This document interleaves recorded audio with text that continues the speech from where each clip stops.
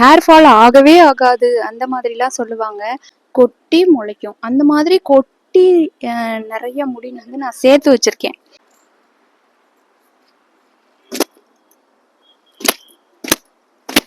அப்படியே பறக்கிற மாதிரி சாரல் மலை மாதிரி பறந்துரும். அதனால ஹேர் ஃபால் ஆகாதுங்கிறதெல்லாம் வந்து பொய். சன்லைட்ல ட்ரை பண்ணிக்கிட்டோம் அப்படின்னாலே நம்மளோட ஹேர் வந்து ரொம்ப சூப்பரா இருக்கும். Hi hello, welcome back to our channel. இன்னைக்கு பார்த்தீங்கன்னா ஹேர் ட்ரையிங் வீடியோ தான் பண்ண போகிறேன். ஒரு 2 வாரமாக இருக்கும். ஒரு நம்மளோட சப்ஸ்கிரைபர் தான் அவங்க வந்து ஹேர் ட்ரையிங் வீடியோ வந்து எனக்கு லாங் வீடியோவாக போஸ்ட் பண்ணுங்கன்னு ஒவ்வொரு வீடியோலையும் ஷார்ட்ஸ்லையும் போஸ்ட்லையும் கமெண்ட் பண்ணிட்டே இருக்காங்க. ஒரு சில வீடியோவில் போஸ்ட்லலாம் பார்த்தீங்கன்னா 2-3 கமெண்ட் வந்து ஒரே அந்த ஒருத்தங்களே வந்து ரிப்பீட்டடாக பண்ணிட்டே இருக்காங்க. அவங்களுக்காகவே இந்த வீடியோ வந்து நான் ஆல்ரெடி நிறைய டைம் போஸ்ட் பண்ணியிருக்கேன். என்னன்னா ஹேர் ட்ரையிங் வந்து ரொம்ப ட்ரையர் போட்டு பண்றது அந்த மாதிரிலாம் நான் பண்ண மாட்டேன். ஹேர் கேர் ரொட்டீன்ல வந்து ட்ரெடிஷ்னலா நம்ம என்னென்ன பண்ணுவோமோ அது மட்டும்தான் நான் பண்ணிட்டு இருக்கேன். அதனால இது ஒரு பெரிய ருட்டீன் வீடியோவா வந்து என்னால பண்ண முடியல. நான் போட்டிருக்க வீடியோஸை எடுத்து பாத்தீங்க அப்படின்னாலே நான் ரெகுலரா என்னென்னலாம் ஃபாலோ பண்ணிட்டு இருக்கேன் அப்படிங்கறது அந்த வீடியோலயே தெரியும். சரி, அவங்களுக்காக இந்த வீடியோல வந்து நான் என்ன பேசுறது அதெல்லாம் எனக்கு தெரியல. சரி, ஓகே, அவங்களுக்காக ஒரு 5 மினிட்ஸ் நான் ஹேர் ட்ரையிங்ல நான் என்னென்ன பண்ணுவேன் அப்படிங்கறத மட்டும் இந்த வீடியோல பாருங்க. ஹேர் வாஷ் பண்ணி பாத்தீங்கன்னா ஒரு 1/2 hourக்கு மேல ஆச்சு. இந்த மாதிரி நல்லா தண்ணி அப்சர்வ் பண்ற மாதிரி டவல் வந்து நம்ம ஃபோல்டு பண்ணிட்டோம் அப்படின்னா நல்லா தண்ணி வந்து எரிஞ்சிடும். இப்ப பாத்தீங்கன்னா தண்ணி சொட்டுற அளவுக்கு இல்லாத அளவுக்கு தான் இருக்கு. ஃபர்ஸ்ட் வந்து பாத்தீங்கன்னா ஃபுல்லா தண்ணி எல்லாம் அப்சர்வ் பண்ணதுக்கு அப்புறம் இந்த மாதிரி தட்டிக்கணும். எல்லாம் பாத்தீங்கன்னா நான் வந்து டேப் பண்றதெல்லாம் பண்ணவே மாட்டேன். ஏன்னா எனக்கு மண்டையெல்லாம் வலிக்கிற மாதிரி இருக்கும். அதுக்கப்புறம் கொஞ்ச நாளைக்கு முன்னாடிதான் இப்படி டேப் பண்றது வந்து நான் கத்துக்கிட்டேன். அதுக்கப்புறம் வந்து ரெகுலரா இப்படி டேப் பண்ணிக்கிறது. டேப் பண்ணும்போது பாத்தீங்கன்னா ஈரம் வந்து அப்படியே பறக்கிற மாதிரி சாரல் மலை மாதிரி பறந்துரும். அதனால வந்து டேப் பண்ணும்போது கொஞ்சம் சீக்கிரமா எனக்கு காஞ்சிடுற மாதிரி ஃபீல் ஆகும். அதனால இப்படி டேப் பண்ணிக்குவேன்.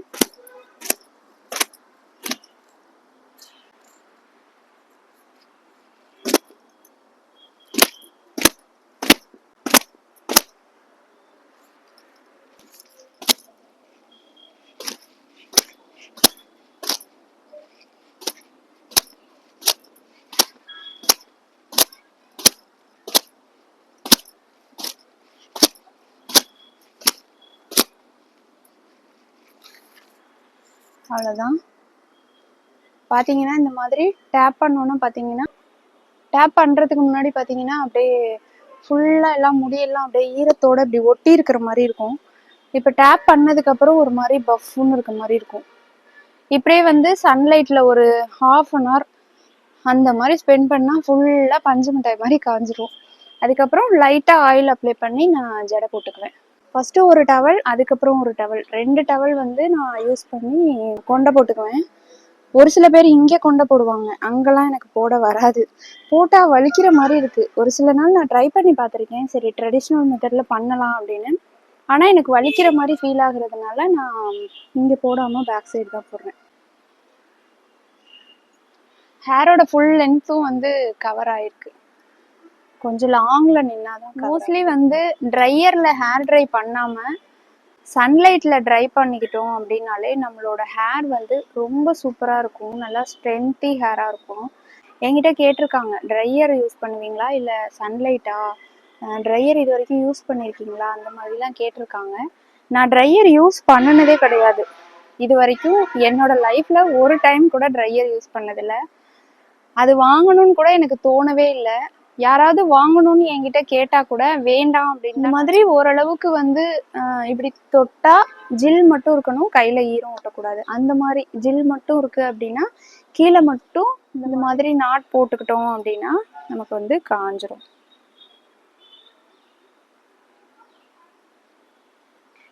அவ்வளவுதான், இந்த மாதிரி நாட் போட்டுக்குவேன்.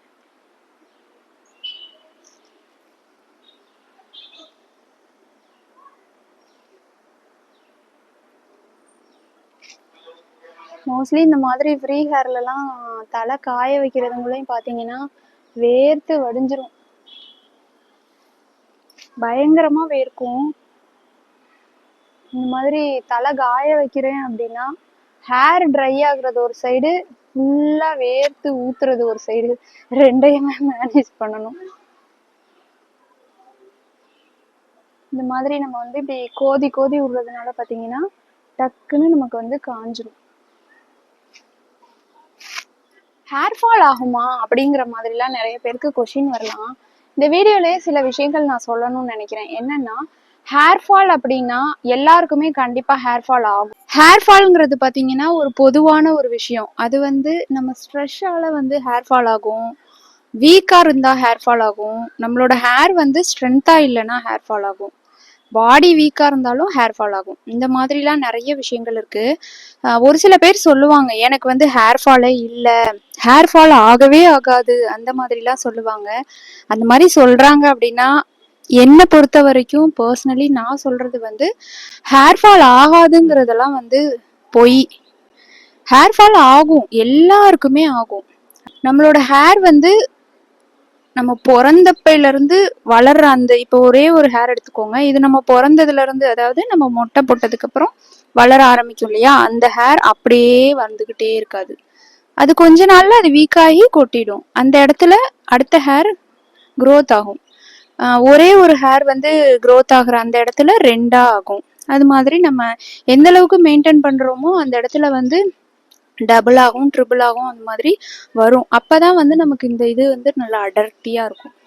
அந்த மாதிரி ஆகுறதுனால சில பேர் ஆகவே ஆகாதுன்னு சொல்றாங்க அப்படின்னா நம்பக்கூடாது. அதே மாதிரி ஹேரை வந்து நம்ம நல்லா பார்த்துக்கிறோம் அப்படின்னா நமக்கு வந்து பேபி ஹேர்லாம் நல்லா வரும். எனக்கு வந்து பேபி ஹேர் நிறையா இருக்கு.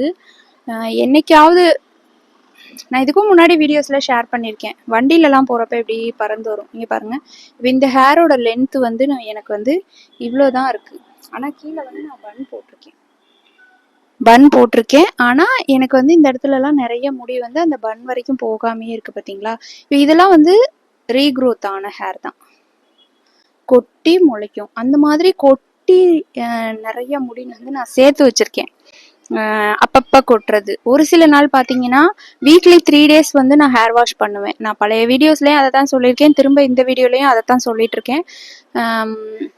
வீக்லி 3 days ஹேர் வாஷ் பண்ணுவேன். என்னால் பிஸியாக இருக்கிறதுனால ஹேர் வாஷ் பண்ணுறதுக்கு டைம் இல்லாமல் நான் ஹேர் வாஷ் பண்ணுறேன் அப்படின்னா ஹேர் வாஷ் பண்ணுறதுக்கு முன்னாடி ஆயில் மசாஜ், அதுக்கப்புறம் ஹேர் வாஷ், அதுக்கப்புறம் அதை நல்லா ட்ரை பண்ணி ஜடை போடுற வரைக்கும் எனக்கு அது ஒரு பெரிய வேலையாக இருக்க மாதிரி இருக்கும். ஏன்னா ஃப்ரீ ஹேரில் எனக்கு மோஸ்ட்லி நான் இருக்க மாட்டேன். அப்படி ஃப்ரீ ஹேரில் இருக்கேன் அப்படின்னா அன்னைக்கு ஏதோ வேலை, அதனால் கீழே மட்டும் ஒரு பேண்டு போட்டுட்டு வேலையாக இருப்பேன். ஏன்னா வீட்டு வேலைகள் நம்ம தான் பார்ப்போம். வீக்லி 3 days ஹேர் வாஷ் பண்ணுறதுல ஒரு வேளை ஒரு நாள் நான் பண்ண முடியல, வீக்லி 1 day தான் ஹேர் வாஷ் பண்ணியிருக்கேன் அப்படின்னா அந்த நாள் எக்ஸ்டெண்ட் ஆக ஆக என்னோட ஹேரில் வந்து இப்போ நம்ம வெளியில் பஸ்ஸில் ட்ராவல் பண்ணிட்டு வரோம் அப்படின்னாலும் அடிக்கிற காற்றுலேருந்து வர அழுக்கு வந்து நம்மளோட ஹேரில் நம்ம ஆயில் அப்ளை பண்ணியிருந்தாலும் பண்ணாமல் இருந்தாலும் நிறைய டஸ்ட் வந்து நம்மளோட ஹேரில் அப்படியே படிஞ்சுக்கும். இது தொடும்போதே நமக்கு தெரியும். இப்போ நான் ஹேர் வாஷ் பண்ணியிருக்கேன் அப்படின்னா அந்த ஹேரை தொடுறதுக்கும், நான் ஹேர் வாஷ் பண்ணாமல் ஆயில் அப்ளை பண்ணியிருக்கேன், மறுநாள் என்னால் தலை குளிக்க முடியல, ஆனால் வெளியில் வந்துருச்சு, சப்போஸ் என்னால் குளிக்க முடியல அப்படின்னா அடுத்த நாள்னு ஆக ஆக என்னோட ஹேரை வந்து சாதாரணமாக இப்படி தொட பிடிக்காது, சீப்பில் அழுக்கு வரும், அந்த மாதிரிலாம் இருக்கும். அந்த மாதிரி இருக்கும்போது பார்த்தீங்கன்னா தலை சீவும் போது நிறைய முடி கொட்டும், ஹேர் வாஷ் பண்ணும்போது அதை விட அதிகமாக கொட்டும். ஹேர் வாஷ் பண்ணதுக்கு அப்புறம் நல்லா காஞ்சதுக்கு அப்புறம் சிக் எடுக்கும் போது ஒரு பஞ்ச் ஆஃப் ஹேர் கொட்டும்.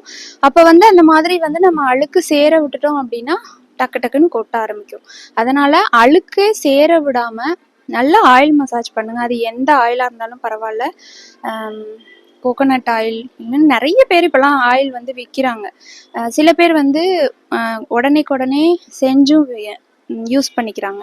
அந்த மாதிரி இருக்கிற ஆயில், உங்களுக்கு எந்த ஆயில் பிடிச்சிருக்கு, ஏதாவது ஒரு ஆயில் சொல்கிறாங்க, அவங்க நல்லா இருக்குன்னு சொல்கிறாங்கன்னா அந்த மாதிரி வாங்குறீங்க, யாராவது ரிவ்யூ சொல்லி அந்த ஆயில் வாங்குறீங்க அப்படின்னா அது எந்த ஆயிலாக இருந்தாலும் பரவாயில்ல, அந்த ஆயிலை மசாஜ் கொடுங்க, ஹேர் வாஷ் பண்ணுங்க, அழுக்கு சேர விடாமல் மெயின்டைன் பண்ணுங்க.